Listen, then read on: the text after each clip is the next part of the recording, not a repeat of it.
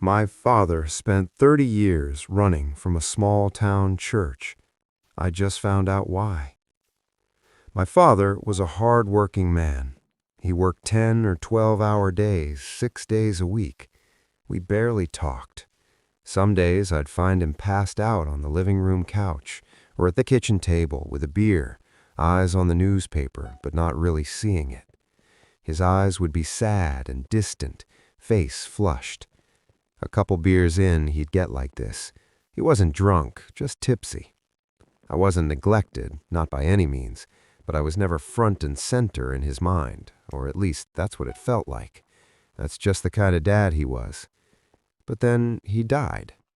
We buried him the summer I turned 16. He fell asleep at the wheel and went into a ditch on his drive home from work.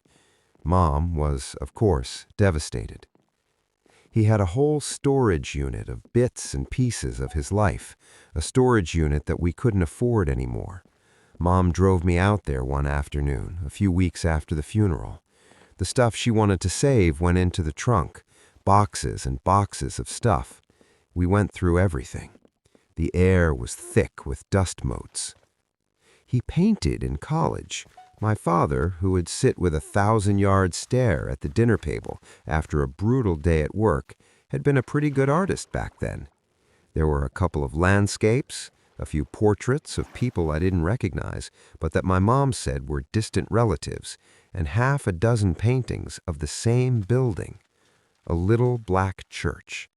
It was squat, square, and plain, an unassuming building. The kind of tiny country church that could fit no more than a couple of dozen people. I knew my father was from the boonies, way out in the country. "Mom, where is this church?" I asked, tilting the painting up. She glanced over and squinted at the painting. "That's from when your dad was a kid, a church near where he grew up." "He went there?" "I guess so. He painted it enough." She turned back to the box she was sorting through. "Your father didn't really talk about his childhood. I met him at college. He'd already left all that behind by then. He wasn't close to his family." I stared at the painting, just a small, dark building in the middle of nowhere. We went to my mom's folks every year. I'd never met my dad's family. They had barely showed up at his funeral. "That's what makes all these paintings so strange." She paused, wiping the sweat from her forehead. "He must have done them early in college, before we met. After that, he never painted churches again. Just landscapes, pretty sunsets, normal stuff." "You ever ask him about it?" "A few times." She stood there quietly, staring at nothing. He just changed the subject. He was good at that. He was excellent at that. I couldn't throw them away. Someday they'd end up in someone else's trash pile, forgotten. But not yet. I hung them in my bedroom, all 6 paintings, arranged on the wall above my desk, where I'd see them while doing homework. Mom came in one night, stood in the doorway looking at them. She didn't say anything for a long time. "You really want those up?" she finally asked. "Yeah." She nodded and left. We didn't talk about them again. 2 years passed. The paintings stayed on my wall. I graduated, applied to colleges, got accepted. Mom wrapped each one in newspaper when I packed. Everything I owned went into the back of her car. She drove me 3 hours north and helped me carry the boxes up 4 flights of stairs to my dorm room. Mom hugged me at the door. "Call me on Sundays." "I will." She looked at me for a second, then left. I unpacked the paintings last, hung them on the wall above my desk in 2 rows of 3. I called my mom most Sundays. "How's school?" she asked one Sunday in my junior year. "Good. I'm graduating in May." "Your father would be proud." She always said that. I never knew if it was true. "Hey, something weird happened last week," she said. "Some of your dad's family showed up at the house." "What? Who?" "I don't know. A man and a woman. They said they were his cousins. Wanted to go through his things, see if there was anything they could have after all these years." "What did you tell them?" "I told them to leave. It felt wrong, Charlie. They weren't at the funeral. They never called, never sent a card. Now they want his stuff? I stared at the paintings on my wall. Did they say what they were looking for? No, just that they wanted something to remember him by. She paused. They asked about you, too. Where you were going to school, what you were studying. I didn't like it. You didn't tell them anything, right? Of course not. I'm not stupid. She sighed. It just bothered me. Why now? What changed? I didn't have an answer for her. I packed up my dorm room in May.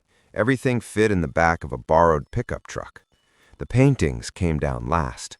I wrapped each one in newspaper, careful with the frames. I was carrying the last one down the stairs when my phone rang. I shifted the painting to one hand and dug my phone out with the other. My foot caught the edge of a step. The painting hit the landing before I did. The frame splintered. Shit. I crouched down and picked through the pieces. The canvas was fine, just some scratches. I pulled it free from the broken frame and something fell out. A small piece of paper, yellowed and folded. It had been tucked behind the canvas, invisible until now. I unfolded it. My father's handwriting. Honey, my death likely brought this letter to your hands. I should have burned these paintings years ago. My hands shook every time I reached for the lighter. These canvases are proof of my past. I kept them to remind myself why I had to leave that place. I ran from the church because the alternative was losing my soul. Their beliefs and their actions were rot. I refused to raise a family in that shadow. I refused to let their influence touch our lives. If they ever come looking for you, you must run. Do not seek answers. Do not try to understand the nature of their hunger. Just go. Your safety and Charlie's life are the only things that matter now. My phone was still on the ground where I dropped it. I picked it up and called my mom back. Mom, I said, tell me about Dad's family again, the ones who came to the house. What? Why? Just tell me. They were strange. The woman did most of the talking. She had this accent, a really thick southern one. She kept smiling, but it didn't reach her eyes. The man just stood there and stared at me. What did they look like? Old, 50, 60 maybe? Dressed like they were going to church. Very modest, very religious looking, I guess. I looked down at the letter in my hand. Charlie, what's going on? I don't know yet, I said, but I'm going to find out. I found a forum where people researched obscure religious movements. I posted a picture of one of the paintings and said I was looking for information about my father's childhood. 3 days later, someone sent me an image. No message, just an attachment. A photograph of a handwritten list. Names in 2 columns, maybe 30 or 40 total. Some had lines drawn through them. My father's name was third from the top, crossed off. I searched the marked-out names, found 17 matches. All of them had been born in the same cluster of small towns. All of them had left and started new lives somewhere else. Then they vanished or died under suspicious circumstances, sometimes 20 years after they'd gone, sometimes 30. A sick feeling settled in my stomach. Maybe it hadn't been an accident. A letter arrived 2 weeks later. My name and my apartment address written in neat, careful script. The postmark was from a town I didn't recognize, somewhere in the South. I opened it standing in my kitchen. Dear Charlie, your mother probably mentioned we stopped by to see her recently. We should have reached out sooner. We know it's been years since your father passed, and we're sorry we weren't there for you both during that time. We've been thinking about your dad a lot lately. He was family, even if we didn't always see eye to eye when he was younger. We'd love to share some stories about him with you, if you're interested. We have some old photographs we thought you might like to see. We'll be passing through your area next month for a church retreat. If you'd like to meet for dinner, we'd enjoy getting to know you. No pressure at all. We understand if the timing doesn't work. God bless, Thomas and Sarah. There was a phone number at the bottom. I didn't call the number. I sat on my apartment floor with the letter in my hands. They knew where I lived. They knew where my mother lived, and they had a list with my father's name crossed off. I packed a bag. I told my mom I was taking a road trip, seeing the country before job hunting started. She thought it was a good idea, said I'd earned a break. I didn't tell her where I was going, didn't tell her about the letter or the list or why I was really leaving. The drive took 2 days. I could have done it in one if I had pushed, but I didn't want to arrive exhausted. The landscape changed as I drove south. Flat farmland gave way to rolling hills, then thick forests that pressed close to the highway. Small towns appeared and disappeared, each one looking more tired than the last. I stopped for the night at a motel off the interstate. Sleep didn't come easy. The next morning, I drove the last 100 miles. State highways, then county roads, then roads that barely had names. The trees got thicker. Houses became sparse, set back from the road behind long gravel driveways. I passed a hand-painted sign, "Welcome to God's Country." 20 minutes later, I found the town. A gas station, a post office, a Dollar General, and a diner that looked like it had been there since the 1950s. Everything else was houses and churches, lots of churches. I drove through slowly. People on the sidewalk stopped and watched my car pass. Strangers probably didn't come through here often. The motel was on the edge of town, a single-story, L-shaped building with maybe a dozen rooms. The sign out front said Travelot Motel, but the paint was peeling and half the letters were burned out. I sat in the car for a minute. If these people were as connected as I thought, they'd hear about a stranger in town. Probably already had. I'd register under my mother's maiden name, pay cash, no paper trail. I checked in, then took the key and went to find my room. Thin carpet, floral bedspread that didn't match the curtains, a TV bolted to the dresser. The bathroom was small but clean. I dropped my bag on the bed and sat down. I was here. Now what? I decided to get food first, figure things out on a full stomach. The diner was easy to find, right on the main road. Half a dozen pickup trucks in the parking lot. I went inside. The conversations dropped when I walked in. People looked up, then went back to their meals. I sat at the counter. A waitress came over, an older woman with gray hair pulled back in a bun. Her name tag said Linda. "What can I get you, honey?" "Coffee and a burger, whatever's good." "Everything is good here," she smiled. "You just get into town?" "Yeah, staying at the motel for a few days." "Visiting family?" "Something like that," I said. She nodded and went to put in my order. I sipped my coffee and looked around. The walls were covered in old photographs, the town in different eras. My burger came. I ate it slowly, listening to the surrounding conversations. Mostly talk about work, weather, whose kid was doing what, normal small town stuff. But there was an undercurrent I couldn't quite place.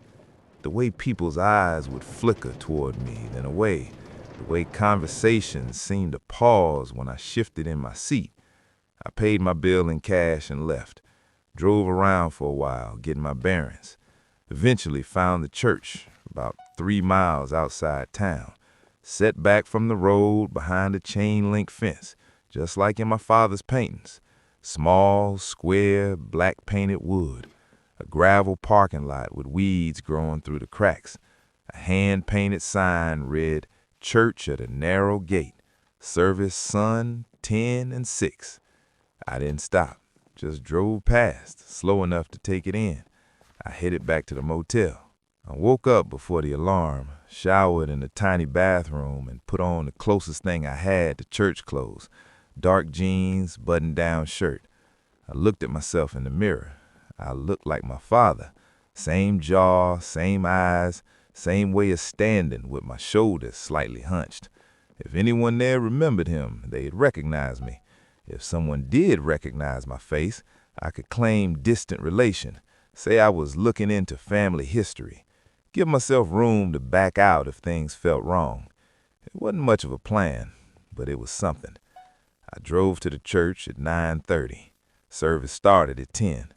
The parking lot had maybe a dozen cars in it, all older models, all clean despite the dirt roads.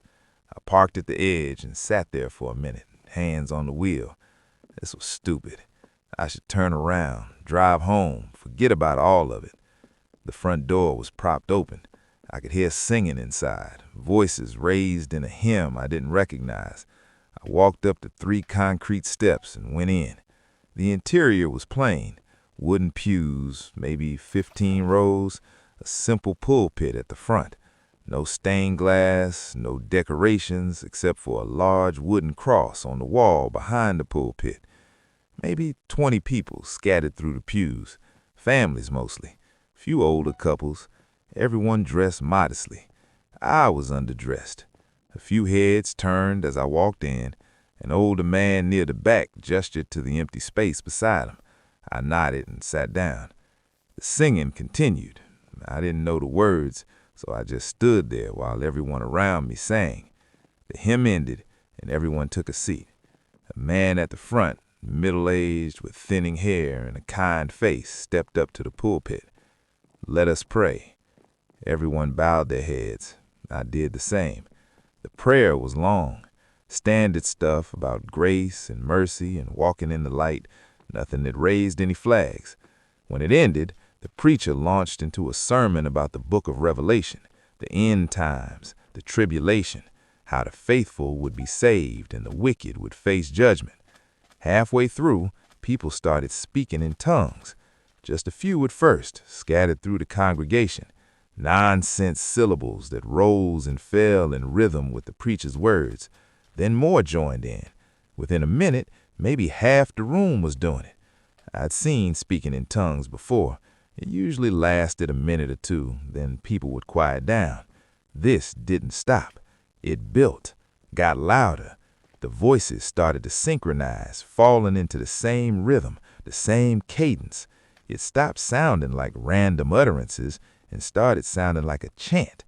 The preacher kept talking, his voice rising to be heard over the congregation. But he wasn't trying to quiet him. He was encouraging it. His words shifted. His English dissolved into a guttural thrum. He wailed in a dialect of alien consonants and sibilant hisses. The sound dropped into a register that felt like a physical weight pressing against my rib cage. This was a predatory cadence. It echoed the damp, dark earth hidden beneath the floorboards.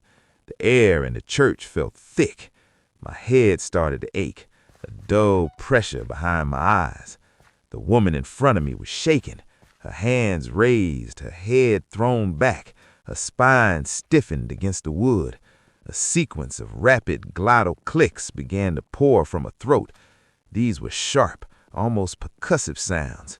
They were the noise of dry husks grinding together in a wind or pebbles sliding down a mountain. The rest of the congregation joined in a unified, dissonant wall of sound. Their voices hit a low, vibrating frequency that rattled the marrow in my bones. I wanted to leave, but getting up and walking out would draw attention, so I stayed in my seat and tried to breathe through it. The chanting reached a peak, then suddenly stopped. Complete silence. The preacher lowered his head, placed both hands on the pulpit. When he looked up, he was smiling. "The Spirit is with us today, brothers and sisters. Let us give thanks." Everyone murmured agreement. The woman in front of me bowed her head, calm now. The preacher stepped down from the pulpit. The service seemed to be ending. People started to talk quietly amongst themselves. Behind the pulpit, a door at the back of the church opened. A man stepped through. He wore a white suit, immaculate and spotless. He also wore a pale mask that covered his entire face. No features, just plain white with 2 holes for eyes. The congregation went quiet again.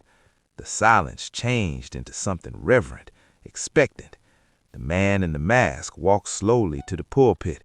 His gaze swept across the pews row by row.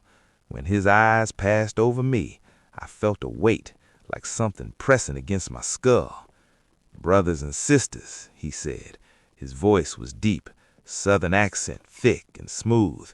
"We gather here in the shadow of the Almighty. We stand at the edge of eternity.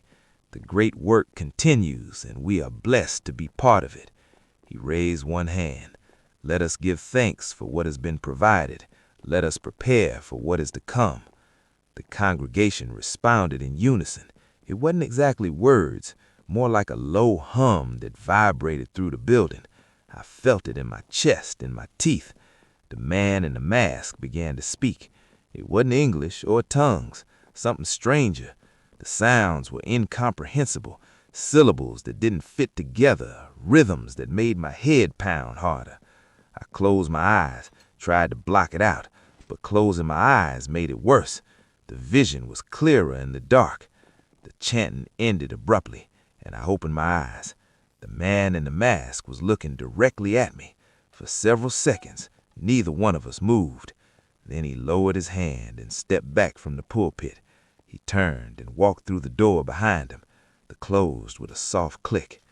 The congregation started moving again. People stood and gathered their things, headed for the exits, like nothing unusual had happened. The man beside me stood and offered his hand. "Welcome. I don't think we've met." I shook his hand. "Charlie, just visiting." He nodded slowly. "You look familiar. You got family around here?" "Distant relatives, I think. I'm trying to track down some family history. Thought I'd start by visiting local churches." "Well, you came to the right place. Lots of old families around here," he smiled. "I'm Tom. You should come back for evening service, 6 o'clock. More informal. Good chance to meet people, ask around about your folks." "I'll think about it." "You do that." Tom patted my shoulder and walked away. I stood there for another minute, waiting for my head to clear. The pressure was fading, but slowly. The vision was reluctant to let go. I walked out into the parking lot, and the sun felt like it was too bright. I squinted against it and got in my car, hands shaking. I gripped the steering wheel until they steadied. I'd seen something, or felt something. I didn't know which, but it was real. There was something in that church, something that responded when they called to it, and they all seemed to act like this was normal. I drove back to the motel and sat on the bed, staring at the wall. Evening service was at 6. I had a few hours. I wasn't going back for evening service. I'd seen enough. Now I needed to see what they didn't want visitors to see. I needed to come back at night. I spent the afternoon at the diner. Coffee and pie I didn't touch. Linda refilled my cup. A few locals nodded at me. They'd probably seen me at the morning service. By the time I got back to the motel, it was almost dark. I changed into dark clothes, jeans, black t-shirt, and hoodie, put my phone in my pocket, made sure it was on silent. The drive to the church only took 10 minutes. I killed my headlights a quarter-mile out and coasted the rest of the way, parking on the side of the road behind a stand of trees. The church sat dark against the night sky. No cars in the parking lot, no lights in the windows. I watched for 5 minutes. Nothing moved. I circled around the building. The back had a small window, the kind that tilted out for ventilation. It was latched, but the latch looked old. I found a rock in the gravel and used it to tap at the frame until the wood splintered enough for me to work the latch free. The window swung open. I pulled myself up and through, landing hard on the floor. I was in a storage room. Shelves lined the walls, stacked with hymnals and boxes of candles. A door on the far side led into the main sanctuary. I pulled out my phone and turned on the flashlight. The sanctuary looked different at night. The cross on the wall behind the pulpit seemed larger somehow. I walked down the center aisle. The door behind the pulpit, that's where the man in the mask had come from. I walked up the steps to the platform and tried the handle. Unlocked. Behind it, a dim hallway. My phone's flashlight seemed muted, as though the darkness was pressing back against it. I could see another door at the far end, but nothing else. The hallway smelled like damp earth. The door at the end was unlocked as well, and opened to a stairwell. Concrete steps leading down into darkness. The smell was stronger here. I covered my nose with my sleeve and started down. The stairs went deeper than they should have. One flight, then another, then another. The temperature dropped. The walls changed from concrete to rough stone. Water seeped through the cracks, making everything slick. At the bottom, a tunnel, carved through rock, shored up in places with old timber beams, looking like an old-timey gold mine. Electric lights hung from the ceiling every 20 feet or so, bare bulbs that cast weak yellow light. Someone had been down here recently. The lights were on. The tunnel opened into a chamber. It was large, maybe the size of a gymnasium. The ceiling was high and disappeared into shadow. The floor sloped gently down toward the center, where the room opened into a vast pit. Around the pit, symbols had been carved into the stone, geometric patterns I couldn't quite understand. My eyes kept sliding off them. And at the edge of the pit, there were people. I quickly ducked behind a support timber. I counted maybe a dozen figures in white robes, standing in a circle at the edge. They were chanting, the same inhuman noise I'd heard during the service. It resonated through the chamber, through my bones. In the center of the circle stood the man in the white suit and pale mask. Kneeling in front of him, hands bound, was a young woman in white shorts and a t-shirt. She was blindfolded. She was crying, trying to pull away from the hands holding her, but the people in robes didn't let go. The man in the mask raised his arms. The chanting grew louder. Something in the pit answered, rising slowly, a pale shape in the darkness, glistening, wet.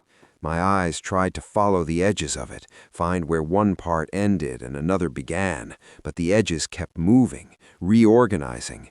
A surface that might have been skin split open and folded back on itself.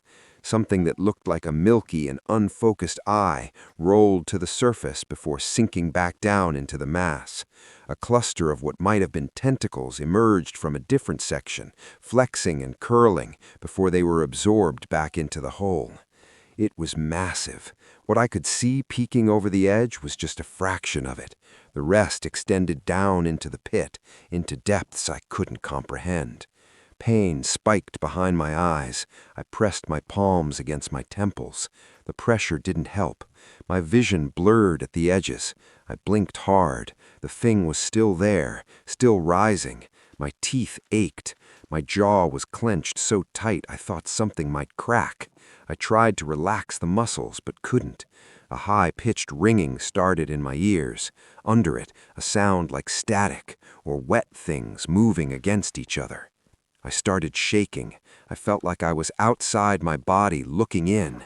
They pulled the blindfold off the woman. She saw the abomination and began screaming, snapping me back to awareness.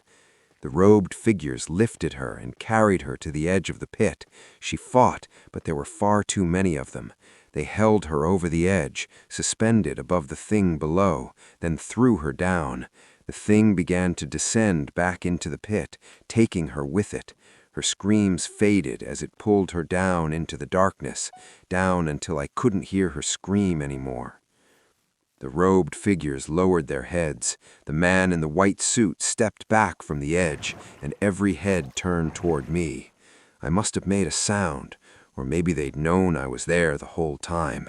The robed figures moved calmly and deliberately toward me. I staggered backward, away from the outcropping. My legs felt like they weren't working right. I tried to run, but my body wasn't responding. Static ran through my nerves. I made it a few steps before my legs gave out. Hands grabbed me, pulled me upright. I didn't fight. What was the point? They dragged me back toward the pit. I thought they were going to throw me in, feed me to that thing waiting below. But they didn't. They pulled me past the pit, toward another tunnel I hadn't noticed, deeper into the earth. The man in the white suit walked alongside. He didn't say anything, just watched as they carried me away. The last thing I remember before the darkness took me was a white rag, reeking faintly of something chemical, covering my mouth. Then nothing. Whatever they had used to drug me was wearing off, but my mind still felt thick. My awareness slowly floated up out of the pit of black velvet it had been stewing in. I was hanging by my arms from overhead. I looked up. Thick chains bound my wrists and dug into my skin. A gag filled my mouth that tasted faintly of rubber. I tried to swallow but couldn't. A single naked light bulb hung above me, casting deep shadows around the rest of the room. I had completely fucked up. I knew what rooms like this were used for. I knew what was coming. The metal door creaked open, and the man with the pale mask and the crisp white suit from the ceremony walked in. He cocked his head to the side and smiled a joyless smile.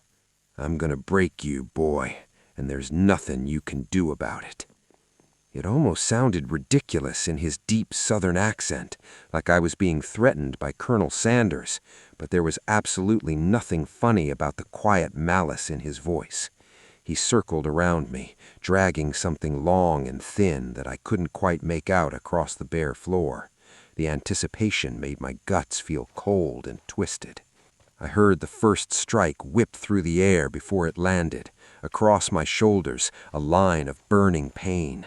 I jerked and twisted against the chains as my back exploded into fire. A cane, a bamboo cane. Shit.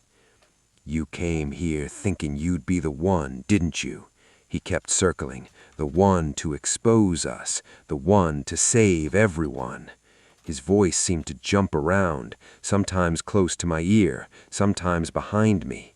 Another strike, lower this time. I strained against the chains biting into my flesh. "You're what, 21, 22? You've been alive long enough that you think you understand how the world works. You have no fucking clue." 3 vicious strikes, one right after the other. My screams were muffled by the thick gag. I tried to focus, but between the pain and the drugs, my mind felt soft.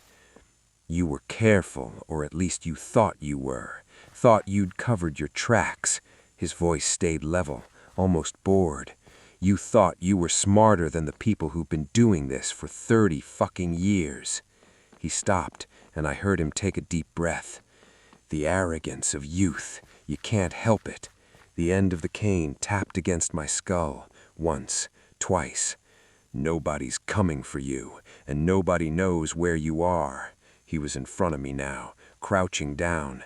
Through the pain and the tears, the mask was just a blur of white.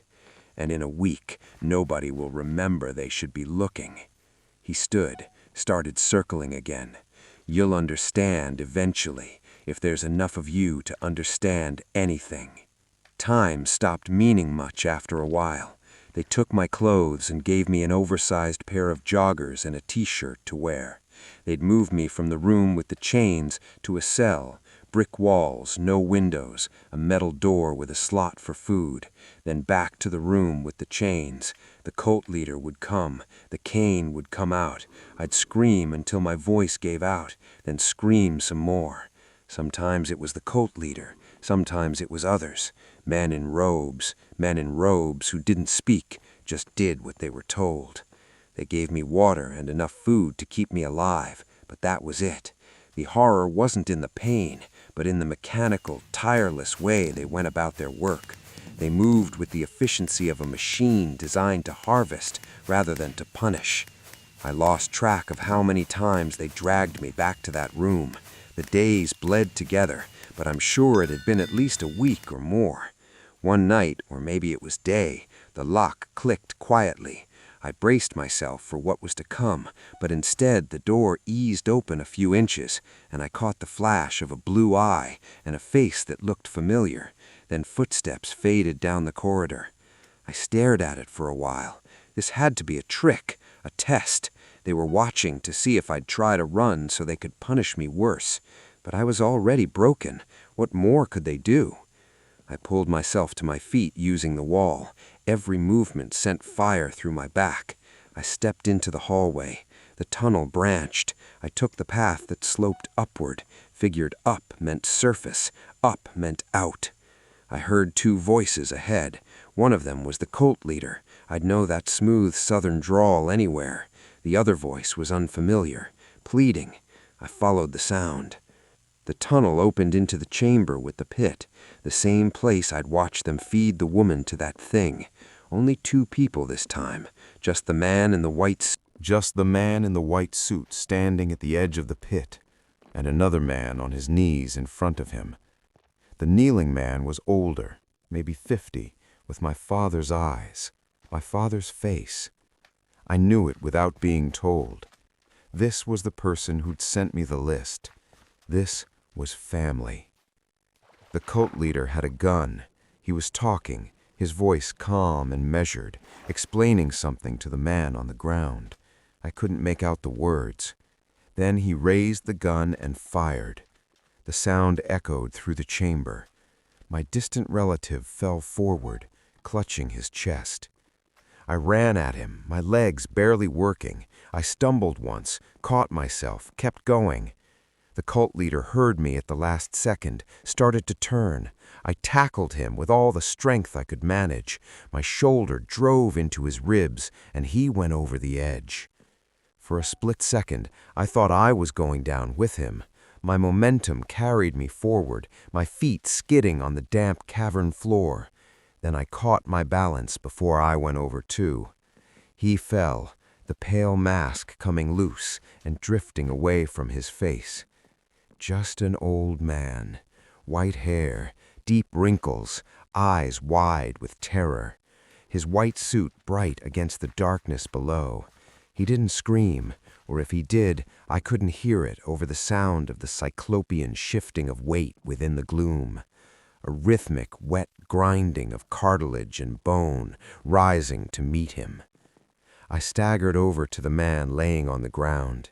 He looked so much like my father it hurt. He was still breathing, shallow and wet-sounding breaths. Blood spread across his shirt. "Go," he whispered. His eyes found mine, same shape as my father's, but lighter. "Go now. I can't leave you." "You have to," he coughed, more blood at the corner of his mouth. "Tell people, tell them what happens here." Sounds rose from the pit, screams and wet, ripping noises. Then nothing.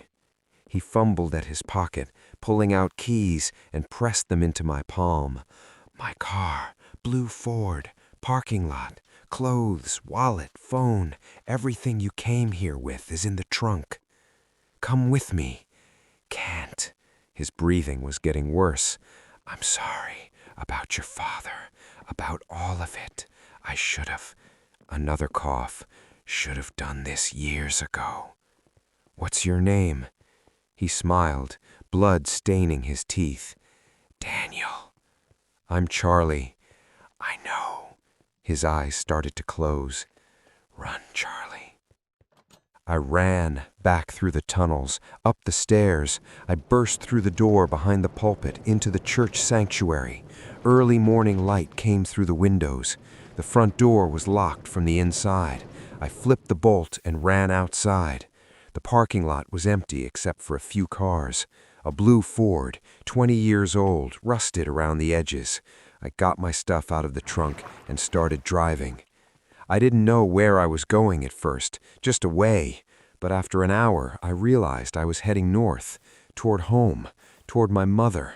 I needed to warn her. I had to tell her everything, but more importantly, to make sure she was safe.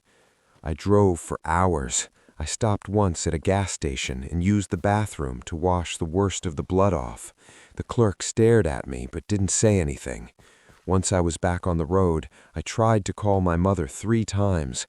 No answer. She was fine. She had to be fine. I crossed the state line. 2 more hours to home. My phone rang. Unknown number. I almost didn't answer. "Hello? Is this Charlie?" A man's voice, official sounding. My stomach dropped. "Yes? This is Detective Garrett with the County Sheriff's Department. I'm calling about your mother, Sandra. There's been an incident at her residence. We need you to come to—" "What happened?" "Sir, I think it's better if we discuss this in person. Are you in the area?" "What happened to my mother?" Silence on the other end. Then, "There was a fire. I'm very sorry." The rest of the conversation was white noise. I don't remember what he said or what I said back. I remember pulling over to the side of the highway, sitting there with my hands on the wheel, staring at nothing. Then I was driving again. I pulled onto my mother's street just after 9. The house was dark. The roof was gone. The walls were blackened shells. Yellow crime scene tape stretched across the front yard. A single patrol car sat at the curb, but no fire trucks, no ambulances. They'd already taken her away. I walked toward the house like I was in a dream. The patrol officer got out of his car when he saw me approaching the tape. "Sir, this is an active investigation." "That's my house, my mother." "Hold on." He pulled out his phone, made a call, spoke quietly for a minute, then hung up. "Detective Garrett is on his way. Should be about 20 minutes. You want to wait in your car?" I shook my head. The officer went back to his car but kept watching me. I sat down on the curb across the street. The smell of burned wood hung in the air, wet ash, chemicals from whatever the firefighters had used. A neighbor's porch light came on. Mrs. Patterson from 2 doors down. She came out in her bathrobe, saw me, and started crying before she even made it across her yard. She sat next to me on the curb, said she'd seen my mother just yesterday morning. They'd talked about the garden. Then last night, around 7, she'd smelled smoke, called 911. By the time the trucks got there, the whole house was engulfed. Detective Garrett arrived 15 minutes later, got out of an unmarked sedan, walked over to where I was sitting. Structure fire, arson investigator, my mother's body. I'm so sorry for your loss. I asked when it happened. He checked his notes. Yesterday evening. They'd already won. Before I even pushed their leader into the pit, they'd already taken what mattered. I sat there and stared at the ruins of the house where I had grown up. Nothing was left. The detective asked if I knew of anyone who would want to hurt my mother, any threats, any unusual contact in recent weeks. What could I say? That a cult in the middle of nowhere fed people to a monster underground, and they killed my mother to tie up loose ends? He'd think I was crazy, or in shock, or both. So I said no, said I couldn't think of anyone, said my mother was a good person who didn't have enemies. He gave me his card, told me to call if I remembered anything, said they'd be in touch. I sat on the curb until the police left too, until it was just me and the burned house. My father had run from that church to protect his family. He'd spent 30 years keeping his distance, never looking back, never mentioning it. I'd undone all of it in a few weeks because I found a letter and thought I deserved answers, and my mother had paid the price.